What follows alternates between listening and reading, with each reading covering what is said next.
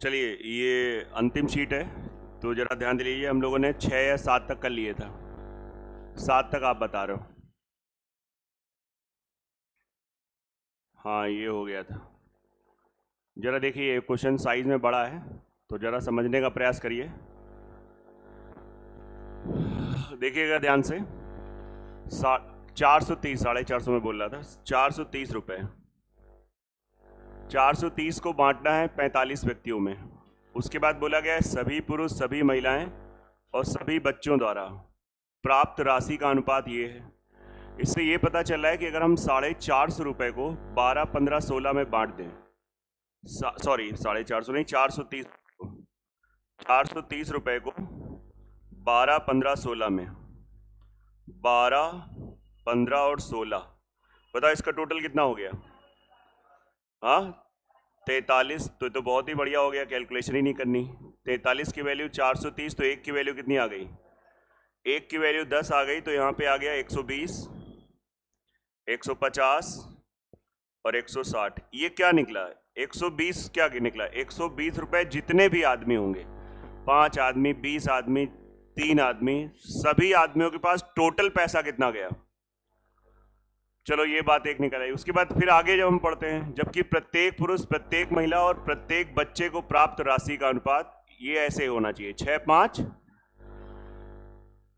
ये भी पैसे का ही अनुपात है, तो ये नहीं कि इसको 45 में बांट देंगे। एक अनुपात आपका दे रखा है 12:5:16। ये देखा जाए तो मनी का रेशियो है, और ये दूसरा रेशियो दिया गया है 6, 5 और 4। ये मनी प्रति व्यक्ति, पर हेड जिसको आप बोलते हो। इससे ये क्या होगा, हमारे पास नंबर्स का रेशियो निकल आएगा ऐसे। सभी आदमियों में अगर 12 रुपए जाता है, रेशियो से हम लोग बात करेंगे, तो एक आदमी में कितना जाता है? कितने आदमी थे? 2। तुरंत आपने भाग कर दिया, बोले 2 आदमी। सभी औरतों में 15, तो एक आदमी में, एक औरत में। सभी औरतों में 15, तो एक औरत में 5, तो कितनी औरतें थी? और ऐसे ही किसका निकल आएगा? नंबर का रेशियो। अब आप कह सकते हो कि 45 को हम लोग इस रेशियो में बांट सकते हैं, क्योंकि ये नंबर का रेशियो है। लो, बांट लो इसको भी। 3, 2, 5, 4, 9। तो 9 की वैल्यू हो जाएगी 45, एक का मान हो जाएगा 5, और हमारे पास, जरा ध्यान दीजिएगा, हमारे पास एग्जैक्ट नंबर आ गया। जैसे अगर 2 की वैल्यू निकालेंगे तो क्या निकल आएगा? हाँ, 10 आदमी। 10 आदमी। 3 की वैल्यू निकालोगे, 1 बराबर 5, 15 औरत। और अगर हम यहां पे 4 की वैल्यू निकालेंगे तो 20 बच्चे। अब आप मुझे ये बताओ, अगर 10 आदमी में पूरा 120 रुपए गया, ये एकदम सही सही डाटा है, इसमें कोई रेशियो की बात नहीं हो रही। अब अगर 10 आदमी में 120 रुपए गया, तो एक आदमी में कितना जाएगा? हाँ, 12 रुपए। तो एक आदमी में 12 रुपए जाएगा। एक औरत में कितना जाएगा? 10 रुपए। एक बच्चे में कितना जाएगा? लास्ट में क्वेश्चन ने क्या पूछा है? पुरुष, महिलाएं और बच्चों की संख्या की गणना करें। वो तो निकल आया यहीं पे, नहीं निकल आया? 10, 15, 20। तो उसके बाद और प्रत्येक को कितनी राशि? 2 क्वेश्चन है, तो पहले तो 10, 15, 20 वाला ऑप्शन कौन है? ये नहीं है, ये नहीं है, तो 10, 15, 20। और उसके बाद देखो ना, अभी आप ही ने बोला एक आदमी को 12 रुपए, हाँ यार सही है। एक औरत को 10 रुपए, बिल्कुल सही है। और एक बच्चे को, तो ये वाला ऑप्शन, मतलब एक क्वेश्चन कठिन नहीं है, 2-3 क्वेश्चन को मिला के क्वेश्चन बना दिया गया है। इसको आपको ध्यान देना है। गलती कई बार यही हो जाती है, लोग सोचते हैं कि 45 को इस रेशियो में बांट देना है, जो कि गलत है। 45 संख्या है और ये अनुपात रुपए का दिया है, रुपए प्रति व्यक्ति। छाप लो इसे, नोट कर लो बहुत ध्यान से। एक अच्छा क्वेश्चन है रेशियो का। अच्छे क्वेश्चन इसमें मिलेंगे मिलेंगे अब।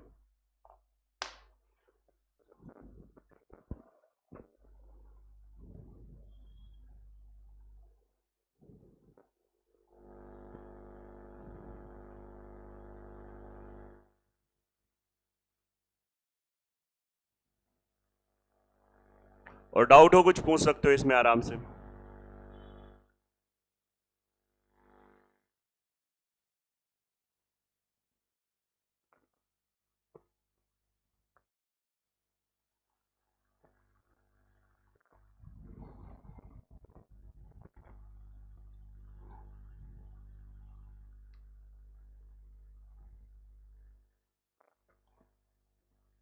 बाकी क्लासेस छूटी हैं तो इसके 5 लेक्चर आपको यूट्यूब पे डाल रखे हैं, प्लेलिस्ट बना के मैंने आपके ग्रुप में भी शेयर कर दिया था, उससे आप कवर कर सकते हो।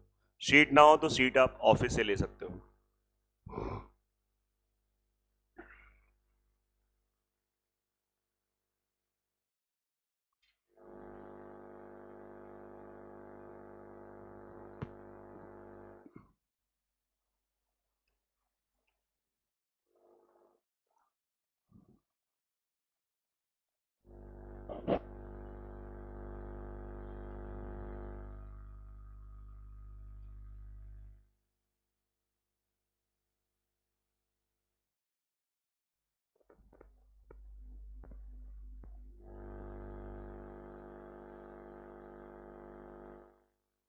चले बड़े आगे हम लोग। छाप लिया बिना समझ के कि समझ के? क्यों नहीं आए थे कल? हाँ, मुंह दर्द हो रहा था? मुंह दर्द हो रहा था? चलाया क्यों मुंह? मुंह नहीं दर्द होगा, मुंह में मतलब क्या दांत दर्द हो रहा है? मुंह दर्द होना ये थोड़ा अजीब सा लग रहा है। मुंह दर्द हो रहा था? होता है क्या मुंह दर्द? मुंह दर्द हाँ, क्या कह रहे हैं? मुंह दर्द होना? आप में से और भी किसी का मुंह दर्द होता है? एक आदमी 12:8:5 के अनुपात में ट्रेन, बस और कार से 300 किलोमीटर की दूरी तय करता है। मतलब तुरंत आप यहां पे सबकी असली असली दूरी बता सकते हो। 300 किलोमीटर जो दूरी है, इसको आपको अगर इस रेशियो में बांटना आ जाए, जो कि आपको अच्छे से आता है, 12, 8 और 5। 12 बताएगा ट्रेन को, ये बताएगा बस को, ये बताएगा कार को, और ये दूरी है, ये दूरी का अनुपात है। 8, 5, 13 और 12, 25। तो आप कहोगे भाई 25 का मान दे रखा है, तुरंत आप कहोगे कि 25 का जो मान है वो 300 है, तो एक का मान 12 हो जाएगा। और जब एक का मान 12 हो गया तो 12 का मान, ये रियल डिस्टेंसेस हैं। 144 किलोमीटर हम ट्रेन से गए, 12 अट्ठे 96, 96 किलोमीटर हम गए हैं बस से, और 12 पंचे 60, 60 किलोमीटर हम लोग कार से गए। ये हमारे पास रियल डिस्टेंस आ गई। ये था अनुपातिक, और टोटल डिस्टेंस बता दें, इससे ये हमारे पास रियल डिस्टेंस आ गई। फिर उसके बाद कह रहा है इन वाहनों का किराया क्रमशः इस अनुपात में, वाहन का किराया इस अनुपात में, ठीक है। और आदमी 60 पैसे मतलब 0.60 रुपए में 1 किलोमीटर की यात्रा तय करता है। किससे? बस से। तो रुक जाओ, यहां से क्वेश्चन रीस्टार्ट होता है। हमारे पास किराए का अनुपात है 2, 3, 6। ये हमारे पास किराया है, और इसमें हमारे पास रियल किराया पता है किसका? बस का। और बस क्या है? हमारे अनुपात के हिसाब से 3 है, तो 3 की वैल्यू दे रखी है 0.60। एक बराबर बेटा कितना हो जाएगा? 0.20। तो 2 की वैल्यू क्या हो जाएगी? हाँ, 2 बराबर अगर हम निकालते हैं तो 0.40। ये हमारा आ जाएगा किसका? ट्रेन का। पर किलोमीटर किराया ट्रेन का। बस का तो पता ही है हमारे पास 10। ये किसका किराया है? बस का पता है। बोले कार का निकाल लेते हैं? बिल्कुल निकाल लेते हैं। 6 की वैल्यू 1.20, ये हमारे पास कार का किराया आ गया। अब थोड़ा बनिया बुद्धि लगा दो। तुम ट्रेन से गए कितना? 144। 144 किलोमीटर तुम ट्रेन से गए हो, और ट्रेन में कितना पैसा खर्च होता है? 0.040। ये पूरा ट्रेन का किराया निकल आया। प्लस अब हम बस से कितना गए हैं? 96 किलोमीटर, और बस में हमारा कितना पैसा लग रहा है? 0.60। फिर हमारा उसमें क्या बोलते हैं, कार में, कार से हम कितना गए हैं? 60 किलोमीटर, और कार का रियल किराया कितना है? 1 इसके बाद आप इसको सॉल्व करो और आपका आंसर फेंक देगा। नोट कर लीजिए आराम से, बहुत ज्यादा तमीज है। ये भी अच्छा क्वेश्चन है, हर एक क्वेश्चन आपको इस शीट में अच्छे मिलेंगे।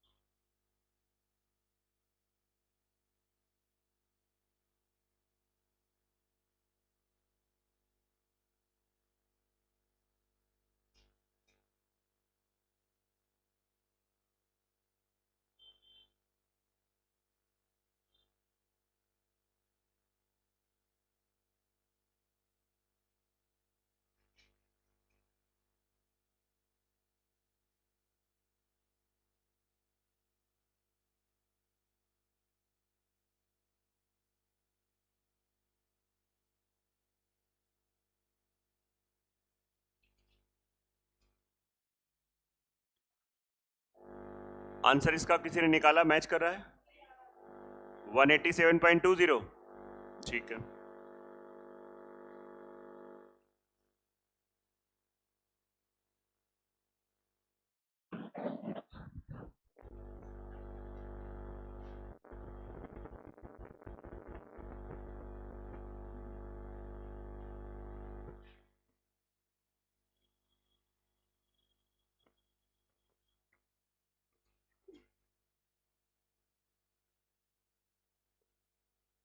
सॉल्यूशन देखो अच्छे से, जल्दी नोट करो, क्योंकि अब इसमें कोई थ्योरी नहीं पढ़ाना है, तो हम लोग हल्की सी स्पीड से भी काम कर लें। गुणा भाग आपने किया या नहीं किया, बट कर लेना, तो आंसर इसका डी ही आएगा। अच्छी स्पीड होगी तो आपका एक क्वेश्चन आराम से 40-45 सेकेंड में हो जाएगा। ठीक है,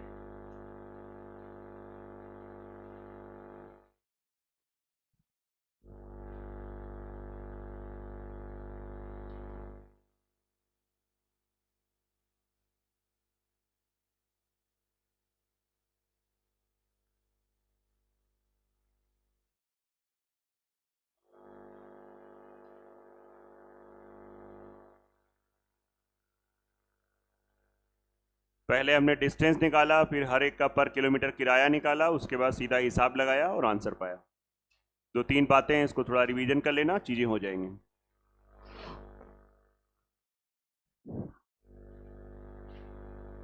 चलिए नेक्स्ट, हो गया नोट सबका? नेक्स्ट आ जाइए, ध्यान दीजिएगा आराम से। किसी संगठन, कोई भी संगठन हो सकता है, अर्जित लाभ को अधिकारी और क्लर्क के बीच में इस अनुपात में बांटा गया। ये लाभ का बंटवारा हुआ, मान लो कोई भी दिया सरकार ने, तो उसको इन्होंने अधिकारी, ऑफिसर्स और ये क्लर्क, ये इनके लाभ का अनुपात है। मतलब अगर इस सभी अधिकारियों के पास 5 रुपए गया, तो सभी क्लर्क के पास, क्योंकि उसने बोला है अधिकारियों, समझ गए? एक अधिकारी के बारे में नहीं कर रहा है, अधिकारियों और क्लर्कों, बहुवचन है ना, समझिए, शब्दों का खेल है। ये हो गया। उसके बाद हम लोग पढ़ते हैं, अधिकारियों की संख्या दे रखी है, चलो ठीक है, और क्लर्क की भी संख्या दे रखी है। प्रत्येक अधिकारी, आप जरा ध्यान दीजिएगा, प्रत्येक अधिकारी को कितना मिलता है? एक अधिकारी को 25,000 मिलता है। और अधिकारी हैं कितने? अगर हम इस 45 को 25,000 से मल्टीप्लाई कर दें, तो यह पता चल जाएगा कि सभी अधिकारियों में कुल कितना पैसा गया। बताओ, बताएगा नहीं बताएगा? और सभी अधिकारियों में कुल कितना पैसा गया अनुपात में दिया हुआ है। यह वास्तव में 5 का ही तो मान दिया है। बोलो, नई बात समझ में आ रही? भाई 5 क्या है? सभी अधिकारियों में गया पैसा। तो सभी अधिकारियों में गया पैसा ऐसे ही तो निकालोगे। एक अधिकारी में 2500 जा रहा है, तो अधिकारी हैं कितने? 45। तो ये बताएगा सभी अधिकारियों। लो भैया, एक जीरो। फिर कह रहा है अर्जित लाभ की कुल राशि। अरे कुल राशि का मतलब कितनी है? 8 है, तो यहां से 1 का मान निकालो, 5 से इसको डिवाइड कर दो, 5 9 45। यस, तो 9 इंटू 25,000। उसके बाद कह रहा है कि कुल लाभ बताओ। कुल लाभ 8 है, 8 का गुणा करा दो, 9 इंटू 25,000 इंटू 8, जिस गुणे में आप कंफर्टेबल हो। 25 अट्ठे 200, 200 इंटू 9 18, और 0 करके 18 लाख आंसर आ जाए। क्लियर है कि नहीं क्लियर है? आप देख रहे हैं यहां पे हमने क्लर्क की संख्या का कोई उपयोग ही नहीं किया। अगर क्लर्क की संख्या का उपयोग करेंगे तो इससे ये आंसर निकाल सकते हैं कि एक क्लर्क को कितना मिला। नई बात समझ में आ रही है? अगर यहां पे पूछा था एक क्लर्क को कितना मिला, तो क्या करते? 1 बराबर निकाल लिए, 3 बराबर निकाल लेते, सभी क्लर्कों का पैसा आ जाता। और क्लर्क हैं कितने? 80 हैं, तो 80 से डिवाइड कर दो, एक क्लर्क आएगा। मान लो एक क्लर्क का पूल लेगा तो निकाल लोगे ना। छाप लो बेटा इसको, बुद्धि लगाओ थोड़ा। ये भी मतलब हर एक क्वेश्चन अच्छा है, रेशियो का बढ़िया क्वेश्चन चल रहे हैं।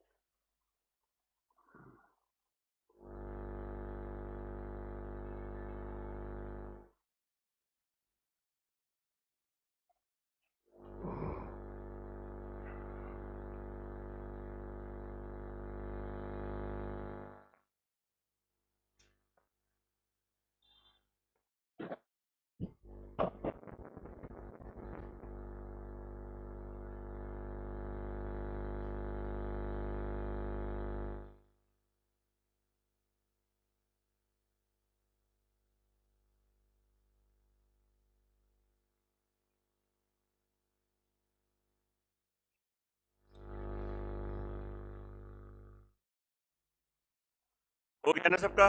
चलिए नेक्स्ट आ जाइए। ये भी क्वेश्चन अगर आप पहली बार देख रहे हैं तो बहुत अच्छा है, अदरवाइज नॉर्मल सा बन जाता है, लेकिन पहली बार के हिसाब से बहुत ही ज्यादा अच्छा है। किन्हीं दो स्टेशन के बीच प्रथम श्रेणी और द्वितीय श्रेणी, ट्रेन में आपने देखा होगा क्लास होती हैं, first AC, second AC, third AC, economy, फिर आपका स्लीपर, फिर लास्ट में आके जाता है जनरल। यही तो है वहां का क्लास, है ना? तो कह रहा है कि खैर यहाँ पे फर्स्ट एंड सेकेंड का ये किसका अनुपात है? किराए का अनुपात है। अगर आप मान लो कानपुर से जाना चाह रहे हो, इटावा जाना चाह रहे हो, तो पहली क्लास का किराया लेते हो तो 3 रुपए पड़ता है, और सेकेंड क्लास का लेते हो तो 1 रुपए पड़ता है। आप समझ पा रहे हैं? ये इसका कहने का मतलब, जब हम ऐसे बात करते हैं तो क्वेश्चन से कनेक्ट हो रहे होते हैं। और उन स्टेशन के बीच यात्रा करने वाले प्रथम और द्वितीय श्रेणियों के यात्रियों की संख्या का अनुपात। अब 2 अनुपात दे रखे हैं। एक अनुपात दिया है किराए का, किराया है ये किराया, और एक अनुपात दिया है संख्या का, 1 है। अच्छा, ये पहला वाला 1 है और दूसरा वाला 50। ये दिया है नंबर का। अब आप सोचो, जिस क्लास का किराया 3 रुपए है उसमें ऐसा लग रहा है एक ही लोग जा रहे हैं, तो ट्रेन का कलेक्शन इस क्लास से कितना आ रहा है? 3 रुपए। कितना आ रहा है? और जिस क्लास का 1 रुपए किराया उसमें 50 लोग जा रहे हैं, तो इससे इसका कलेक्शन कितना आ रहा है? 50 रुपए। तो ये देखा जाए तो ये क्या है? ये किसको बता रहा है? कुल किराए को। किसको बता रहा है? कुल किराया। उन्हीं 2 स्टेशन के बीच का कुल किराए का हमारे पास संबंध आ गया, रिलेशन आ गया।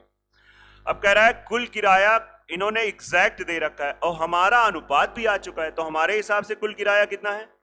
53। तो हम लोग कहेंगे कि भैया 53 का मान दे रखा है 1325, तो 1 बराबर 53 से डिवाइड किया इन्होंने, 25 आ गया। आप भी भाग करेंगे 25। द्वितीय श्रेणी के यात्रियों से कितना रेल किराया प्राप्त हुआ? द्वितीय श्रेणी से कितना प्राप्त हुआ अनुपात के हिसाब से? 50। तो बस 50 का मान निकाल देना है। 25 इंटू 50, 25 पंचे 125, 1250। आई बात की नहीं आ रही? बहुत ध्यान सुनना। अगर इस क्वेश्चन में यात्रियों की संख्या पूछी जाएगी तो नहीं निकाल सकते हैं। ये भी सुनते रहो ये सब बातें। मैंने कहा यात्रियों की संख्या बताओ, पहली क्लास से कितने आ रहे हैं, आंसर नहीं बता सकते। अरे कहीं पे तो या तो कुल यात्री बताओ या कहीं किसी एक का बताओ, तो दूसरे का पूछो। तो यात्रियों की संख्या नहीं बता सकते हैं, या तो हम पहली क्लास में कुल कितना किराया इकट्ठा हुआ ये बता सकते हैं, या दूसरी क्लास का। अब कह दो कुल किराया भी बता सकते हैं। अरे पगले, कुल तो दे ही दिया है। आया कि नहीं आ रहा है? समझ लो आराम से।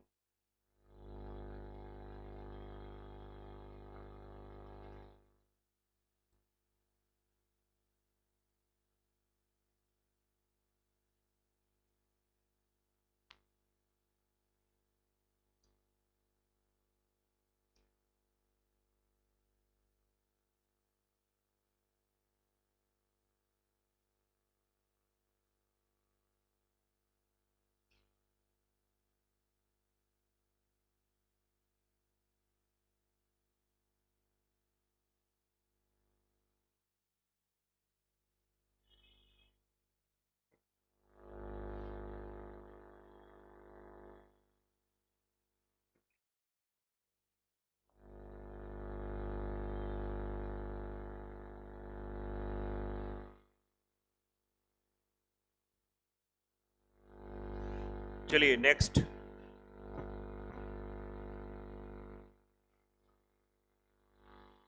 पी और क्यू का ये अनुपात आय का है, इनकम का है। रुपए इस अनुपात में कमाते हैं तो आय का अनुपात है। ये इनके खर्चे का अनुपात है, और इस बार ये इनका बचत का। 3 अनुपात दे रखे हैं, आय, खर्च, बचत।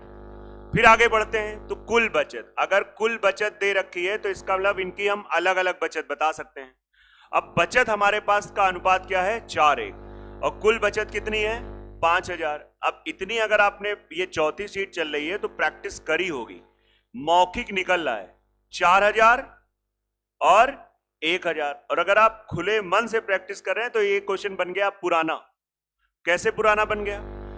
2 1, तो ये 2x कमा रहा है और P 2x कमा रहा है और Q कितना कमा रहा है?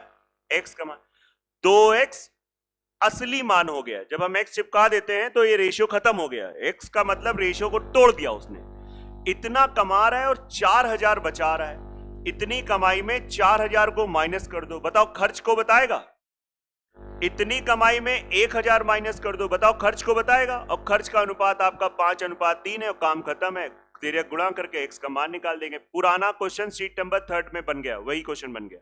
छाप लो आराम से पूरा अच्छे से x, और सॉल्व कर लो, x का मान बता दो अगर आप कर पा रहे हैं तो। हाँ चलिए, ये इन लोगों ने कर रखा है इसलिए फटाफट बता रहे हैं। कोई टैलेंट नहीं है ना कि यार इतनी जल्दी कैसे बता रहे हैं। इन्होंने कर रखा है भाई, आप भी करके आते, कोई नहीं, मौका नहीं मिला होगा आपको। तो x बराबर 7,000, प्रत्येक की मासिक आय, तो x बराबर जब 7,000 हो गया तो 14,000 और 7,000, पहला ऑप्शन हो गया। टिक करो, आगे देख लीजिए आराम से।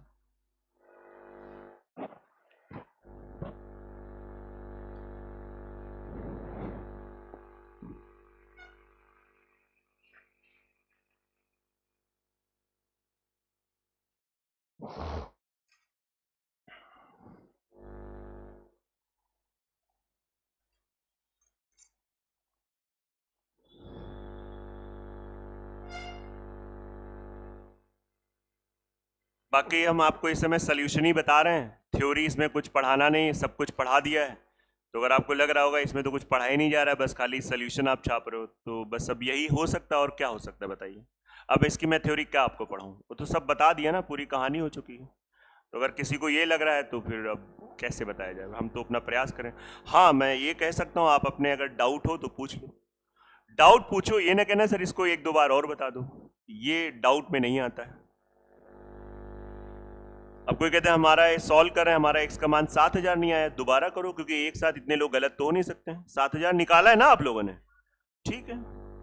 यही सब डाउट आपके होंगे और क्या। आ जाइए। दो क्रमागत वर्ष, बिल्कुल नहीं डरना है। दो क्रमागत वर्ष में, जैसे यहां पे मेरी, तो मेरी का मतलब तुम अपने आप को मान लो 2 और 3 का अनुपात है, मतलब तुम 2025 में 2 रुपए कमाते थे, अब 3 रुपए कमा रहे हो। क्रमागत वर्ष यही तो हो गया। समझ में आ रहा है कि नहीं? बस इतना मतलब है क्रमागत का, और बाकी इस क्वेश्चन में और कुछ नहीं। और खर्च का क्या है? अगर तुम 5 रुपए 2025 में खर्च कर रहे थे तो 26 में 9 रुपए खर्च कर रहे हो। मेरी आय दूसरे वर्ष 45,000 है और दूसरे वर्ष अनुपात में दे रखा है कितना है?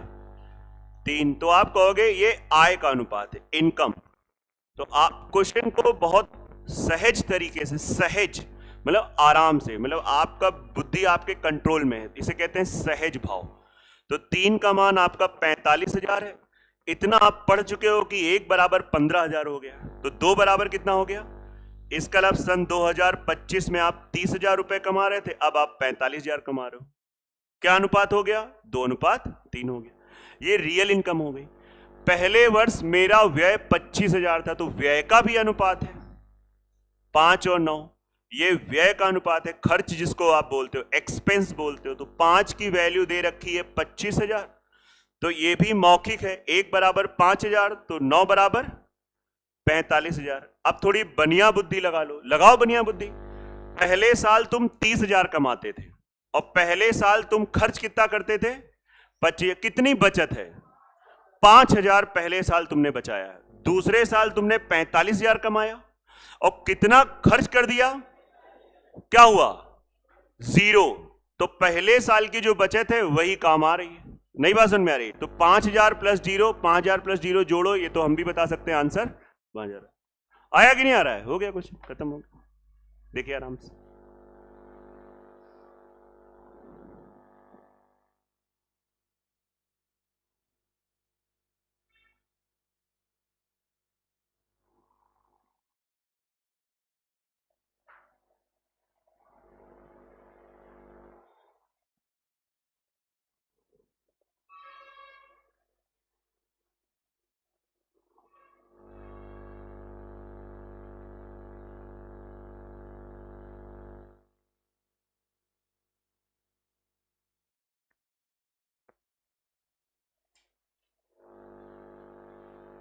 आर्यन तुम्हारा मित्र पेपर देने गया है, पेपर किसी को मिला, कैसा रहा, क्या पता चला, कठिन आया?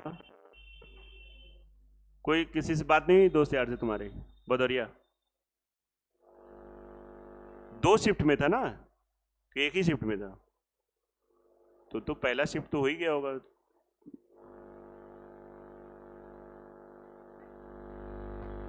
चलिए अच्छी बात है, अगला क्वेश्चन हम लोग करेंगे। 3 लोगों की आय का अनुपात आय, ये 3 लोगों की आय का अनुपात है। बताओ पहले 2 व्यक्तियों की आय को किस अनुपात में बढ़ाया जाए जिससे यह अनुपात 5-4-3 हो जाए। पहले यह अनुपात क्या था? 3-4-5। बाद में जब आपने केवल पहले 2 आदमियों में कुछ चेंजमेंट किया तो अनुपात क्या हो गया? शब्द को ध्यान से पढ़ोगे तो पहले 2 आदमी में क्या परिवर्तन किया जाए, मतलब तीसरे में कोई परिवर्तन नहीं किया गया। तो फिर अगर कोई परिवर्तन नहीं किया गया तो तीसरे का फिर अनुपात भी यहां पे जो रिप्रेजेंट कर रहा है वो क्या होना चाहिए? सेम होना चाहिए।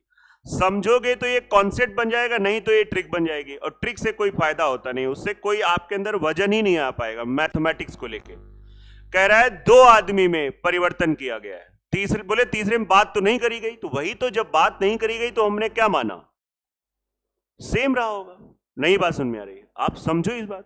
भाई यहां पे मान लो आपने एग्जाम दिया और रिजल्ट आया, तो हम आके जितने लोग बैठे हो आके मैंने रिजल्ट में जो पास थे हमने उनका नाम बता दिया। अब जिनका नाम नहीं बता रहे इसका मतलब क्या हुआ? कोई परिवर्तन नहीं हुआ। यही तो मतलब हुआ कि नहीं हुआ? बोले आपने उनका भी नाम को बोलना चाहिए था, नहीं बताया, आप अंडरस्टूड है। अगर किसी बात पे चर्चा नहीं हो रही मतलब जैसा वो पहले था अभी भी। भाई स्वामी विवेकानंद ने कहा है कि अगर चर्चा हो रही है तो मतलब उसमें परिवर्तन हो रहा है, चर्चा नहीं हो रही तो मतलब वो मृत अवस्था में है, ऐसा विवेकानंद जी ने बोला है। तो फिलहाल इसको बराबर करते हैं।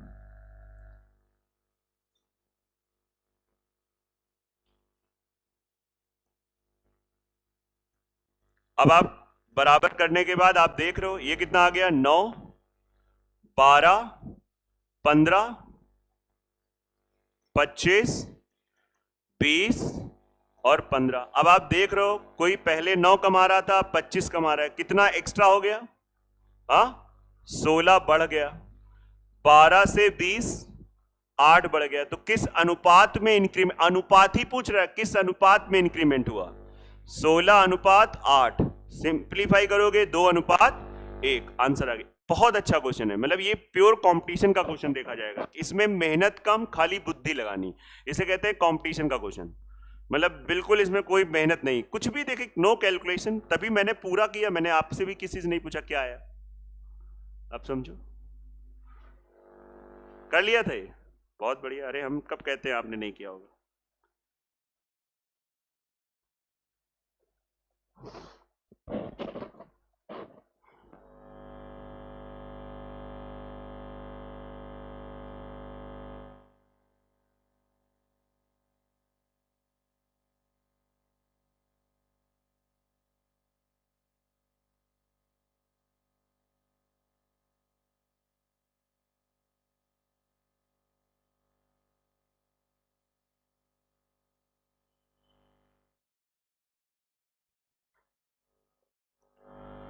ठीक है आगे बढ़े हम लोग। चलो भैया आगे बढ़ जाते हैं। हो गया नोट सबका? नहीं नोट हुआ तो समझ में तो आ गया कि ऐसे करना है। चलो भाई आगे बढ़ते हैं, भाषा को समझते हैं। एबीसी की आय का अनुपात दे रखा है, बचत का अनुपात दे रखा है। तो एबीसी की आय का अनुपात 5, 6, 7, ये इनकी आय का अनुपात है, इनकम का रेशियो है, आय का अनुपात। और इनकी बचत का अनुपात 1, 2, 3 है, ये इनकी सेविंग का है, बचत। एबीसी। फिर उन्होंने एक लास्ट में एक वर्ड बोला है, ए और बी, ए की आय, नहीं, ए की आय मतलब ए की इनकम और बी की सेविंग। बात समझना, ए की इनकम और बी की सेविंग का रेशियो 15:4 है। अब पहला तो उद्देश्य होना चाहिए, जरा हम ध्यान देते हैं, यहां पे एक इनकम 5 रिप्रेजेंट हो रहा है, अगर हम इसे चाहें तो 15 बन सकता है, क्योंकि 5 के पहाड़े में 15 नहीं आता है, आता है। किससे मल्टीप्लाई कर दें? 3 से। और बी की बचत 4 है, तो जरा बी की बचत के बारे में देखते हैं। 2 है यार, ये भी बन सकता है 4, 2 का। इससे क्या हुआ, जब आपने ऐसा कर लिया तो आपने इस बात को पूरी तरीके से वेरीफाइड करा दिया। क्वेश्चन आपके पूरे ग्रिप में आ गया, कंट्रोल में आ गया। आप इसको देख के कहोगे ए की इनकम 15 है, बी की बचत 4 है, मतलब इस बात से वो बात भी क्या हो गई, सेट हो गई। अब उठा लो सी की आय, तो सी की आय यहां पे क्या हो रही है, 21, ये सी की आय हो गई सी आई। ए की बचत, ए की सेविंग कितनी हो गई, 2 हो गई, 21:2, आंसर आ गया। आगे बढ़े, आई बात की नहीं आ रही? तो क्या करते, कैसे करते हैं, हाँ वो भी मैं बताऊंगा। अच्छी बात है आपने पूछा, लेकिन ये समझ में नहीं आया, बहुत बढ़िया, नोट कर लिया करो कभी कभी। अगर कर लिया था क्या तुमने? नहीं, अरे दिमाग में भी दर्द हो रहा है क्या? हमने कहा कर लिया नोट की नहीं, तो लाओ हम नोट कर देने।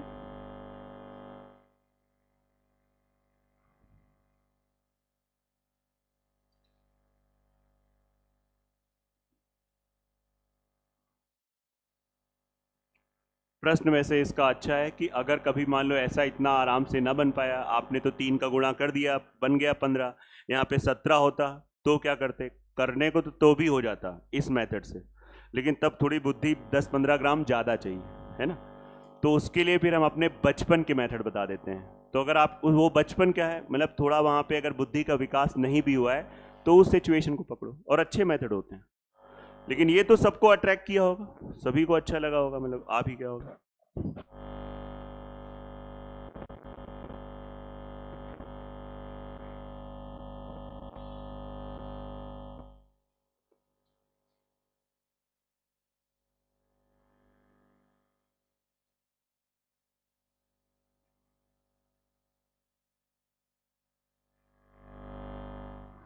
देखो इसको क्या करते हैं, मैं ये हटा दे रहा हूँ, चलो ये मैंने जो जो किया है मैंने हटा दिया, ये भी हटा दिया, ये भी हटा दिया, ये भी हटा दिया।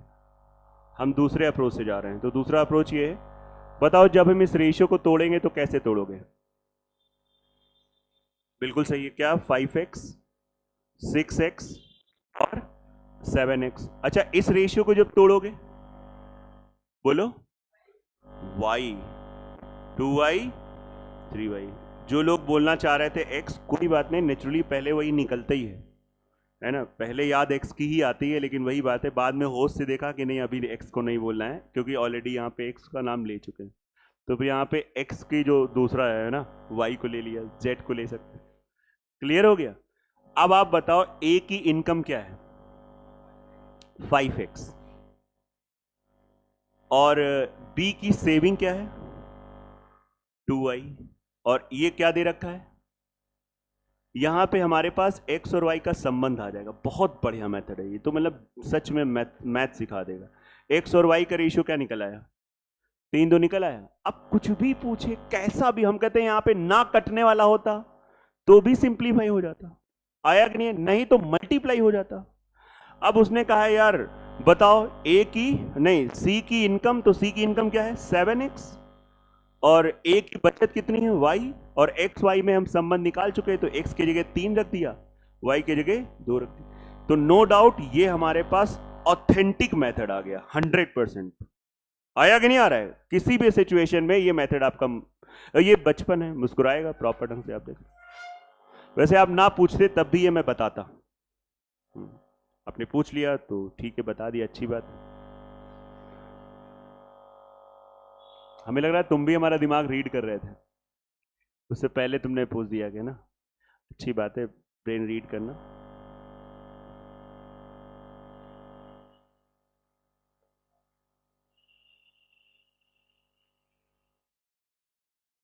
आप लोगों की क्लास होती, कोई बात नहीं, बैठिए आराम से, बैठिए, बैठो बैठो बैठो। ये वाली क्लास जब YouTube पे जाएगी तो आप लोग इसको लाइक का बटन दबाएंगे है ना, और मन हो तो देख भी लेना, है ना। सीट नंबर 4 जो आपको कल मिली थी, जो आपने यहाँ पे 7 नंबर तक लगाए थे और घर पे उसके आगे नहीं लगाए, वही सीट हम लोग बढ़ा रहे हैं, है ना, और 15 तक पहुँच गए हैं। हम भी बहुत लेट आए थे, अभी ज़्यादा नहीं हुआ है, 7 से 8 से स्टार्ट किया हो, 15 तक पहुँच गए हैं। आइए, लेकिन बहुत अच्छे टाइम पे आई हैं कि बहुत अच्छा क्वेश्चन आ रहा है। मतलब मुझे ऐसा लगता है कि आज की क्लास में सबसे अच्छा क्वेश्चन अब मिला है 16 नंबर। मतलब सच में बहुत कुछ सीखेंगे, तो बहुत प्रॉपर मूड में आ जाइए, सेटल हो जाइए। ये 16 नंबर पहले तो इस क्लास में किसी को आता है, पूरी क्लास में? ठीक है, कोई नहीं, आप दिल से पढ़िए, मैं आपको सिखाता हूँ। ये बहुत प्यारा क्वेश्चन है, बहुत कुछ सिखाएगा ये क्वेश्चन हमको। Sheet number 4 question number 16। किसी नीले और पीले रंग के चित्र में नीले और पीले रंग का प्रयोग किया गया है। इसको ऐसे सोचो कि कोई फोटो फ्रेम है, मान लो जैसे यही फोटो फ्रेम है, इसमें नीला और पीला ही केवल कलर हो और कोई कलर ना हो। आप समझ में आ रहा है कि नहीं, केवल नीला और पीला। तो कोई एक फ्रेम है, मान लीजिए ये फोटो फ्रेम है और इस पूरी फोटो में नीला और पीले का ही प्रयोग है, मतलब दूसरा कोई कलर ही नहीं दिया गया। तो ब्लू एंड येलो, ये 4 अनुपात, देखा जाए तो ज्यादा किसका हमने यूज किया है? ब्लू। यस है नो? ठीक है। यदि ऊपरी हिस्से में, हाँ ये वर्ड जरा समझना, यहां पे थोड़ा हम लोग भी कंफ्यूज हुए थे। ऊपरी हिस्से का जब भी बोलेगा तो फिर वो आधा आधा की बात होती है, बल्कि आधा बोलना चाहिए। यहाँ पे हम लोग कहते हैं कि हल्का सा एरर रहती है, लेकिन ठीक है जो है। जैसे इंग्लिश में मुझे लग रहा है थोड़ा सही लिखा है, अपर हाफ। अपर हाफ मतलब क्लियर है, यहाँ पे इंग्लिश सही है। अपर हाफ मतलब आधा, ऊपरी आधा। यहाँ पे कह रहा है ऊपरी हिस्सा, तो ऊपरी हिस्सा तो समझ रहे हो, यस या नो? तो बट हम लोग यहाँ पे मानेंगे कि ये आधा आधा हो गया। इसमें ब्लू एंड येलो का रेशियो दे रखा है 2:2, और इसमें पूछा गया है। तो सबसे पहले तो हमारा उद्देश्य है कि हमें क्वेश्चन समझ में आया। उम्मीद है क्वेश्चन तो समझ में आ गया होगा। देखिए बड़े अच्छे मेथड होते हैं इसके, बड़े बढ़िया मेथड होते हैं। मैं आपको बड़ा कॉमन सेंस वाला मेथड बताऊंगा, बस आपको एक बार ध्यान देना है। हम क्या करेंगे, इस पूरी फोटो का एक नंबर मानेंगे, पूरी फोटो का। लेकिन नंबर पता, दुनिया का कोई नंबर मान लो, सबसे आंसर आ जाएगा। अगर आप कैलकुलेशन से नहीं डरते हो, 100, 50, 80, 40 जो कहो वो मैं मान लूं और मैं आपको बता दूंगा। लेकिन बोलना नहीं, मैं नहीं बताऊंगा, है ना, उसमें टाइम वेस्ट होगा। लेकिन आप भी बता लोगे, आपको खुद अभी एहसास होगा कि हाँ यार ये तो हम भी कर सकते हैं। लेकिन हम ऐसा नंबर मानेंगे जो हमने इसके सोल्यूशन में देखा है। ऐसा नहीं है, क्वेश्चन आपको बताएगा कि कौन सा नंबर मानना है। आइए हम आपको वही चीज सिखाना चाह रहे हैं। सबसे पहले ऐसा नंबर मानना जो 4 और 3 में बट पाए। तो बताओ 4 और 3 में बटने वाला नंबर वो 7 से कटना चाहिए। ऐसा नंबर मानो जो 7 या 7 के पहाड़े में, मतलब 7 से कटने का मतलब है 7 के पहाड़े में है। नंबर 1 बात। क्यों सर ऐसा क्यों मान रहे हो? क्योंकि हम उसको 4-3 में बांटेंगे, बराबर है बातें। फिर जो भी नंबर मानना उसके 2 बराबर टुकड़े कर पाओ। किसी भी संख्या के 2 बराबर टुकड़े करने का मतलब है कि अगर वो 2 से कटेगा तो मजा आ जाएगा। जैसे मैं कहूंगा 16 का आधा बताओ, अरे 8 होता है। अच्छा 24 का बताओ, 12 होता है। 13 का बताओ, रुकिए सर बता रहे हैं। क्या हुआ? बता सकते हो, लेकिन रुकिए सर बता रहे हैं। 6.5 आया कि नहीं आ रहा है?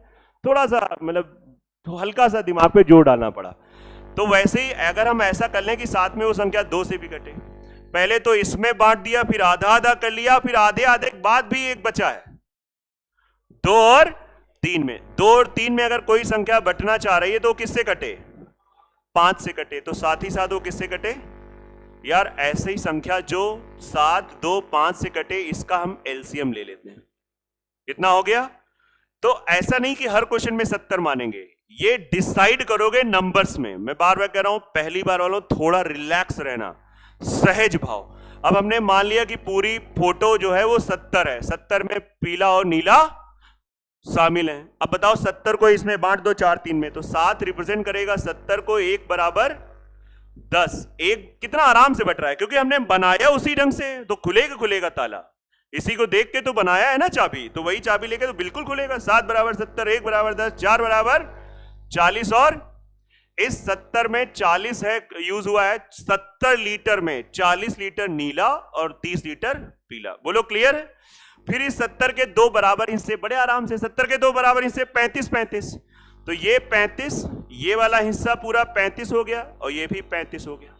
यार 35 को हम इसमें बांट सकते हैं 2 3 में, अलग बांट लें। 35 को हम लोग 2 3 में कितना आराम से बांट सकते हैं। 5 बराबर 35 बटेगा, पूरा बटेगा। 1 बराबर 7, तो ये 14 और 21।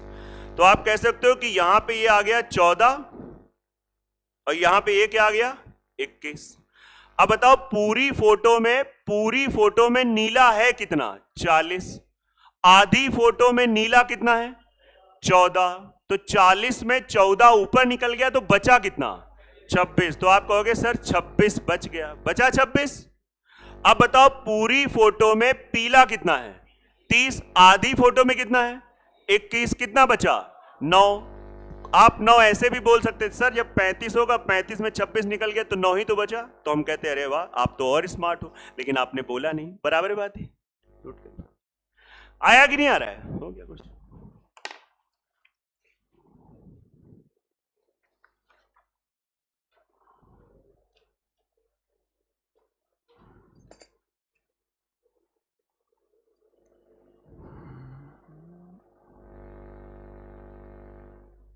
हाँ ये बहुत अच्छा क्वेश्चन है। थोड़ा आलस छोड़ो और ईमानदारी से लगो, थोड़े से ऊर्जा के साथ, तो और अच्छा लगेगा। बाकी सब क्वेश्चन क्या बेकार थे क्या? अगर ये अच्छा है, हाँ ये इसमें थोड़ी सी बुद्धि लगी है मतलब। और अब आपको समझ में आ रहा होगा कि 70 ही क्यों माना, 100 से भी हो जाएगा भाई। 100 को आप उधर 4 3 में बांटोगे तो 7 बराबर 100 कटेगा नहीं तो फ्रैक्शन में आएगा, लेकिन हो जाएगा और यही आंसर आएगा।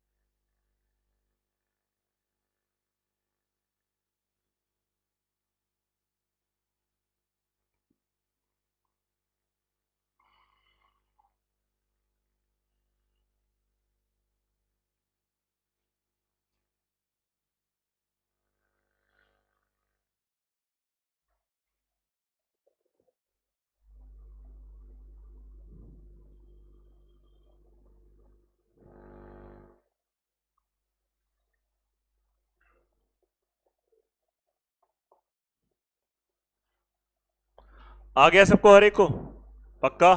अब देख लो आराम से।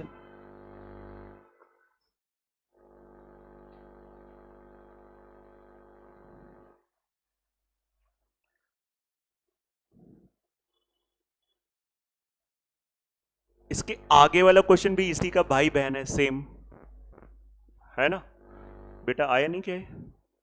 नहीं आया? जब आ जाता है तो खोपड़ी ऐसे नहीं लाते है ना? मैंने पहले भी आपको बोला है, हम कंफ्यूज हो जाते हैं। देखो समझिएगा आराम से, ध्यान से।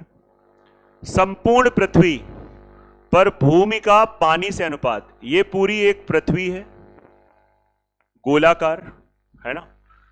पूरी तरीके से गोलाकार नहीं है लेकिन ठीक है। इस पूरी पृथ्वी में मिट्टी है और पानी है, ठीक है? और भी चीजें हैं साइंस के हिसाब से, लेकिन अगर हम ऐसे बात करें तो मिट्टी पानी, है ना? हम लोग मिट्टी में आते हैं, पता कि नहीं पता है? हमारा हमारा शरीर भी तो मिट्टी में ही आता है, यस है, ठीक है? तो ये 1:2 है।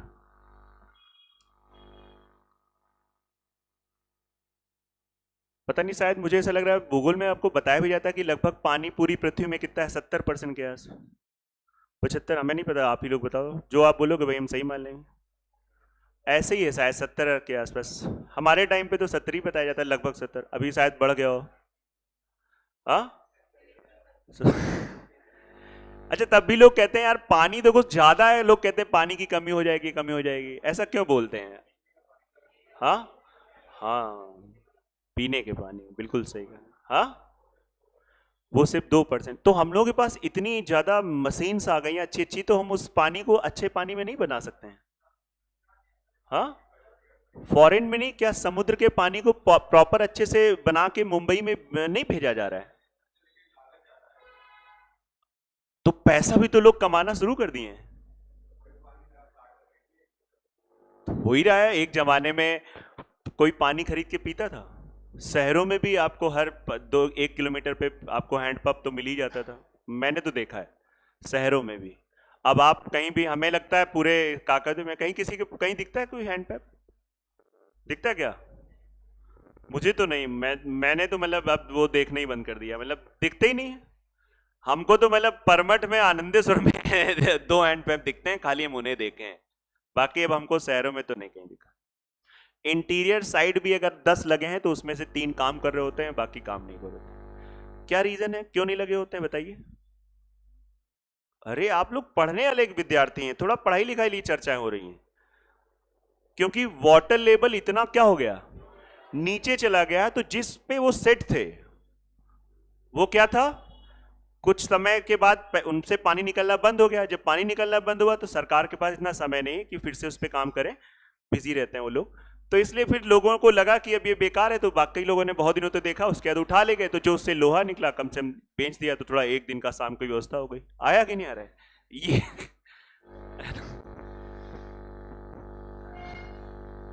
तो खैर ये सब थोड़ा हंसी मजाक था। तो ये मिट्टी और पानी का अनुपात, उत्तरी गोलार्ध, उत्तरी गोलार्ध, उत्तरी गोलार्ध हमारा ऊपर वाला आता है, यस है ना? उत्तरी अर्ध गोलार्ध ये आपका नॉर्थ सदर्न आ जाता है, ये आपका साउथ सदर्न आता है। हमारा इंडिया कहां पे लाई करता है पूरा? नहीं, बीच तो इक्वेटर हो गया, ऐसा नहीं, देखो ऐसे लोल नहीं है, हम गणित जानते हैं, हमें पता है जीएस हमें नहीं आती, लेकिन थोड़ा सही बोलना, हम गूगल मेरे पास रहता है ना।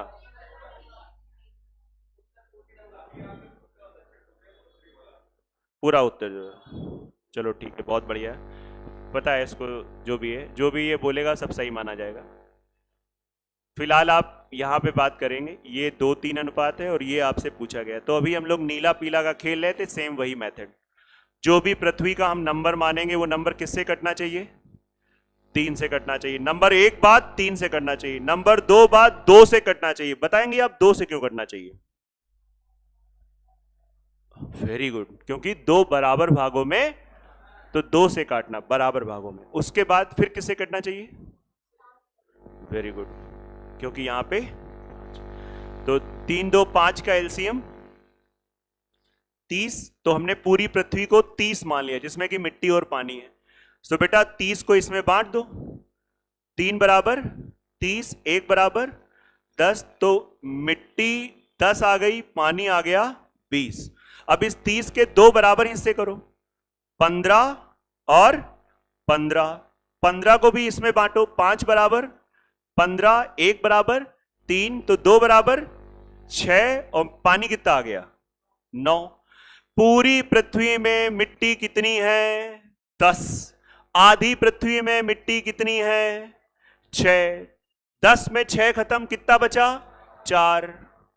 पूरी पृथ्वी में पानी कितना है? 20। आधी पृथ्वी में 9, 20 में 9 खत्म, 11। बाकी हमने टिक कर ही दिया था, नोट कर लो। मतलब अच्छे क्वेश्चन होते हैं, बहुत बढ़िया। वैसे भूगोल एक, ज्योग्राफी एक ऐसी चीज है, अगर आपका जैसे मैथ्स में इंटरेस्ट है तो आपको भूगोल बहुत मजा आता है पढ़ने में। कुछ ऐसे नहीं है, कुछ चीजें समझ में बहुत अच्छा लगता है, क्योंकि हम लोग उससे कनेक्ट बहुत करते हैं। एक भूगोल हो गया, एक इकोनॉमिक्स हो गई, है ना। मैथ्स वालों को बहुत मजा आता है, अगर मतलब मैथ्स मतलब जिनका टेक्निकल होता है, मतलब ये रियल बात बता रहे हैं। बाकी पॉलिटी एक ऐसी चीज है कि हम लोग उससे इतना ज्यादा कनेक्टेड हैं, तो वो अच्छा ही लगता था। हिस्ट्री एक जगह पे तक तो बहुत अच्छी लगती है, लेकिन जब और गहराई में जाती है तो फिर वो शायद हो सकता है हमको वैसे टीचर ना मिले हों, तो वो थोड़ा सा बाद में बोरिंग लगने लगती है। हिस्ट्री बदलेगी नहीं, ये बात सही है, लेकिन बीच इतना वो क्रिएट कर दिया गया कि अब बीच में कई बार ऐसा लगने लगता था पता नहीं ये सब बातें जो लिखवाई गई हैं हम लोग पढ़ते हैं सही लिखवाई गई कि नहीं लिखवाई गई हैं। भाई हर राजा बनता था, अब हम राजा हैं तो हमारे अंडर में काम कर रहे हो, हमने कहा लिखो गौरव सर बहुत बढ़िया इंसान है, आगे लिखो इन्होंने बहुत लोगों की सेवा करी। अब तुम करे थे ये तो आपने नहीं करी है, तो तलवार ऊपर थी तुम्हारे। अच्छा हाँ, आप बहुत देर नहीं, आपने और भी देशों की सेवा करी, आपने और अपने मन से लिख दिया, तो ये थोड़ा सा लगने लगा। अब जैसे अकबर के ही बारे में लेके बहुत बड़ा कंफ्यूजन है, कुछ लोग बहुत फेवर करते हैं, कहते हैं कि अकबर वाकई में बहुत अच्छा इंसान था, कुछ कहते हैं कि अब मुझे कोई हिस्ट्री का नॉलेज नहीं है कि मतलब बहुत कलाकार इंसान था। ये कौन सी बात है, इसके बिहार पे 350 रानी है तो कलाकार है।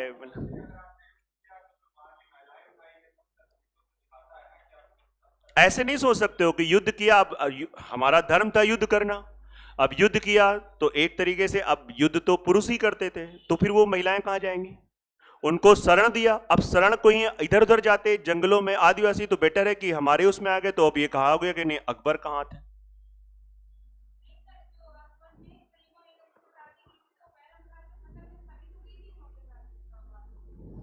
तो क्या खराब माना जाएगा? हम भी शायद हम भी इसी एंगल से देखें, बाकी मैं गलत भी हो सकता हूं, मैं ये नहीं कहूंगा मैं सही हूं, सबका अपना अपना है ना।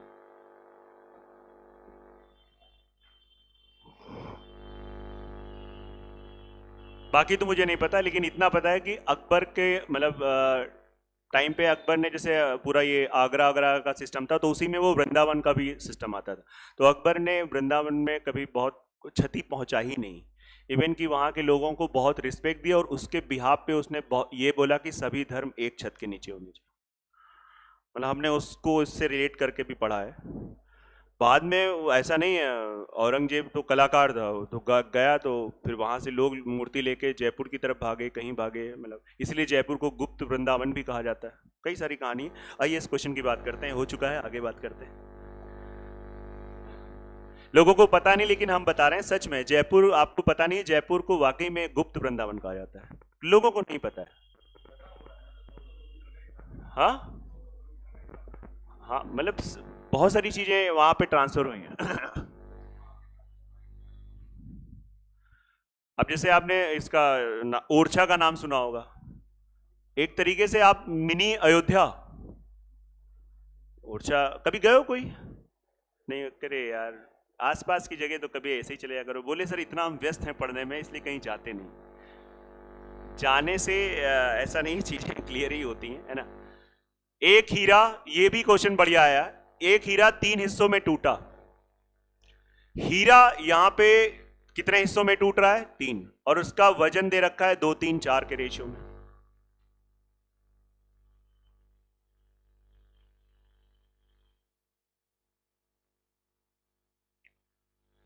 उसके बाद ये वर्ड नॉन मैथ्स वालों को बहुत इरिटेट करता है, जिनका मैथ्स में इंटरेस्ट नहीं होता उनको भी इरिटेट करता है, जिसका नॉन मैथ्स है उसको भी इरिटेट।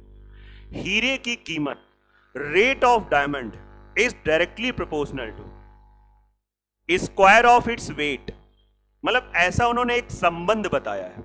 आपको डर लग रहा है, जस्ट वेट एंड वॉच, आपका सोल्यूशन अच्छा लगेगा और आप रट लेना, बात खत्म।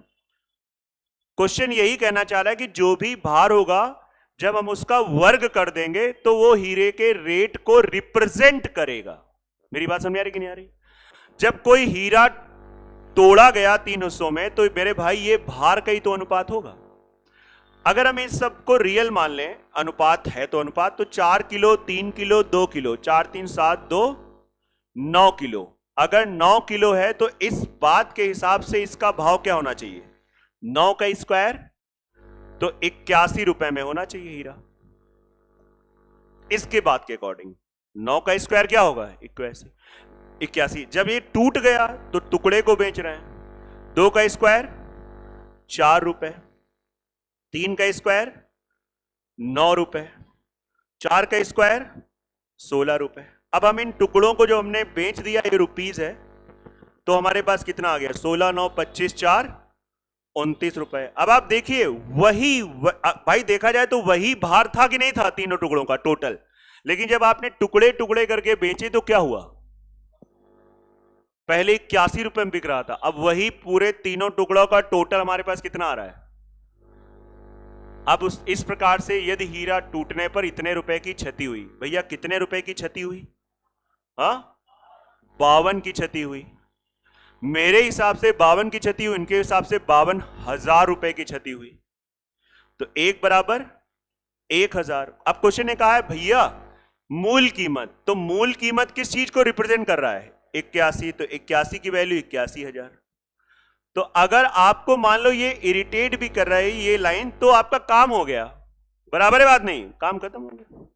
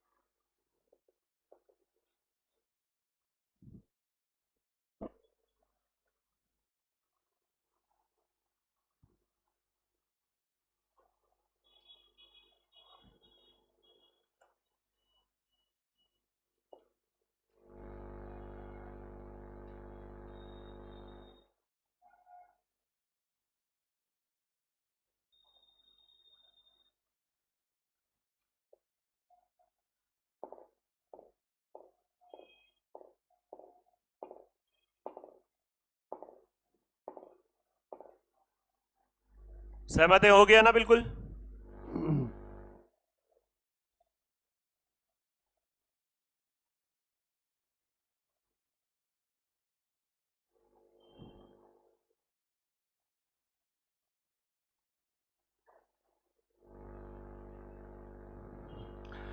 आगे का क्वेश्चन बड़ा फनी है, हटा दे, है ना?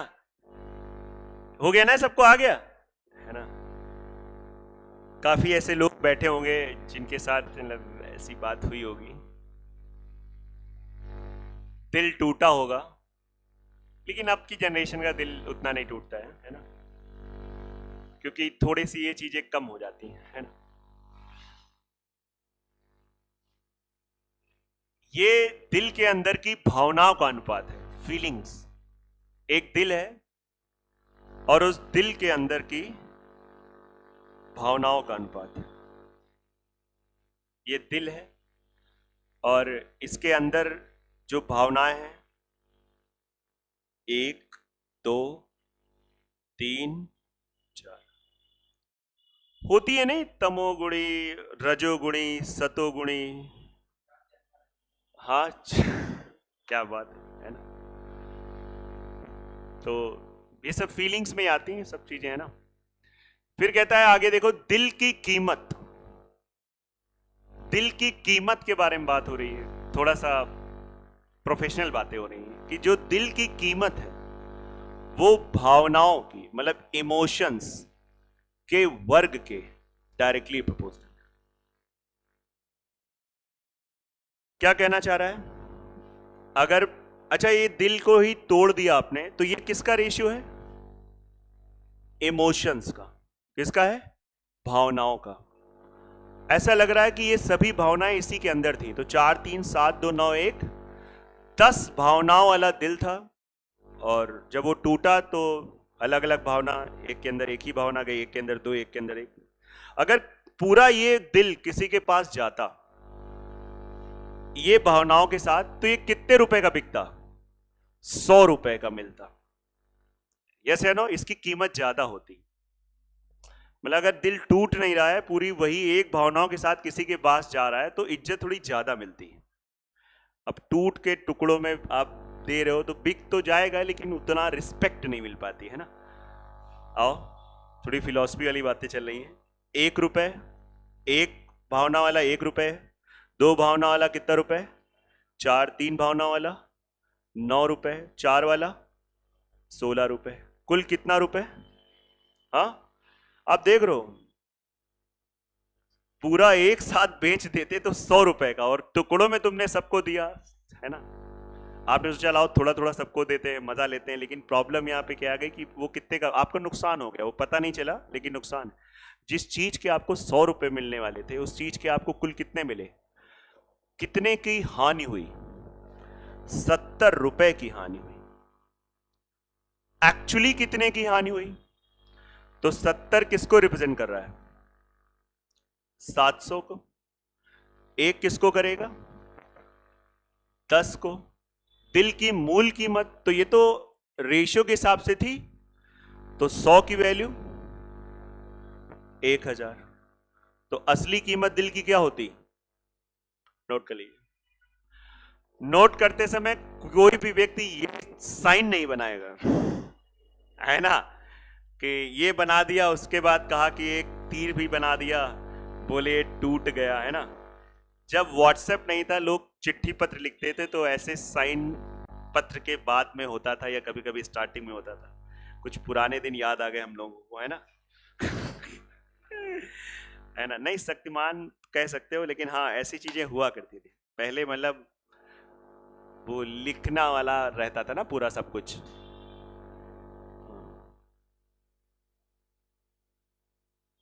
अभी क्या है, आप डायरेक्ट व्हाट्सएप पे डायरेक्ट मैसेज, तब डायरेक्ट भी नहीं होता था, लिख के उसमें भी 4-5 का वो ब्रिज बनता था, फिर नहीं वहां पे जाता था, मतलब ऐसे डायरेक्ट में भैया हिम्मत नहीं होती थी किसी की, है ना। फिर उसके बाद 2-3 दिन एक्सप्रेशन देखे जाते थे कि वाकई में उस लेटर का क्या है ना। सब याद आ रहा है, सब याद आ रहा है, सबके साथ होता है, ऐसा नहीं, वो उस एज में हम लोग के वैसे हार्मोन्स डेवलप हो रहे होते हैं, तो वो होता है।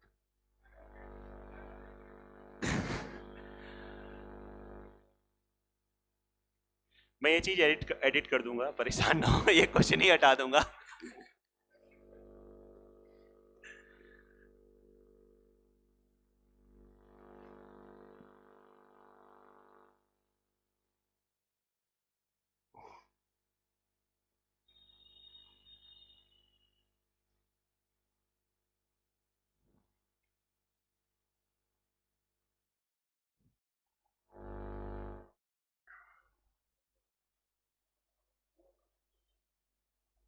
चलो हो गया ना।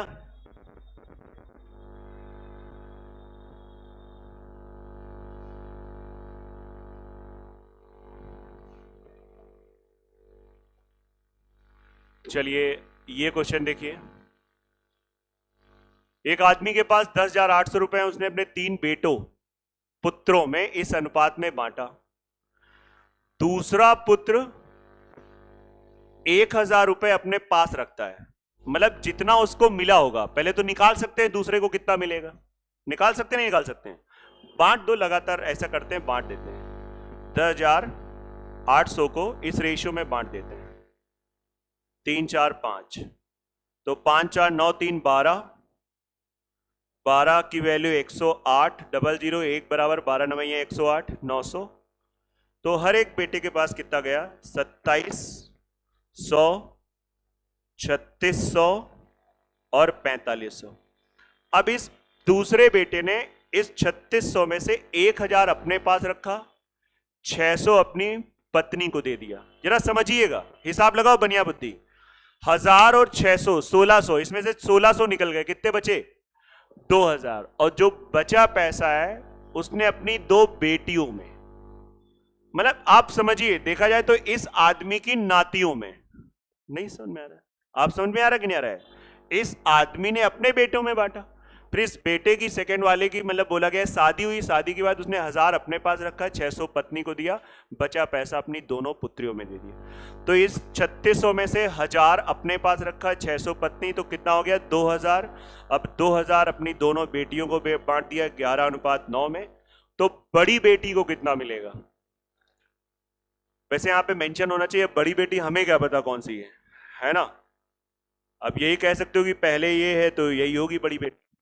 नहीं, हल्का सा आप रीजनिंग वाले हिसाब से यहाँ पे हमको फंसा सकते हो, तो हम पहले अपनी बात बना रहे कि यहाँ पे उतना क्लियर होना चाहिए।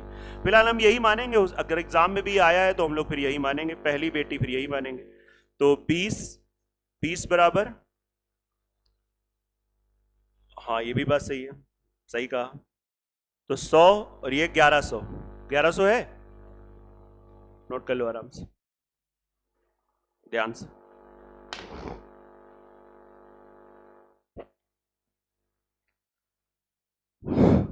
नोट करिए आराम से, और ये शीट अभी हम लोग यहीं तक रखते हैं।